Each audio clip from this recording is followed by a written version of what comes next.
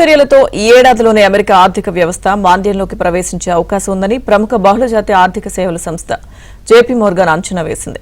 ఇంతకుముందు 40% ఉన్న ఈ అవకాశం ఇప్పుడు 60%కి పెరిగినట్లు పేర్కొంది. అంతేకాకుండా అమెరికా జీడీపీపై తీవ్ర ప్రభావం పడే అవకాశం ఉన్నట్లు తెలిపింది.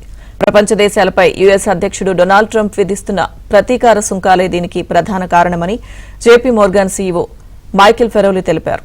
మాంద్యం వల్ల అమెరికాలో నిరుద్యోగ రేటు 5.3%కి పెరుగుతుందని, దీనివల్ల అగ్రరాజ్యంలో ఉద్యోగాలుండవని అన్నారు.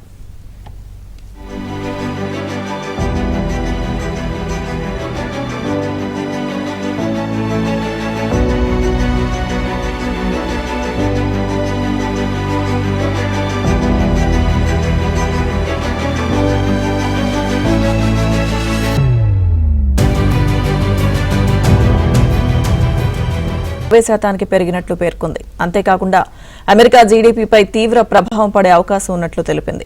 ప్రపంచ దేశాలపై యుఎస్ అధ్యక్షుడు డొనాల్డ్ ట్రంప్ విధిస్తున్న ప్రతీకార సుంకాలే దీనికి ప్రధాన కారణమని జేపీ మోర్గాన్ సీఈఓ మైకేల్ ఫెరోలి తెలిపారు.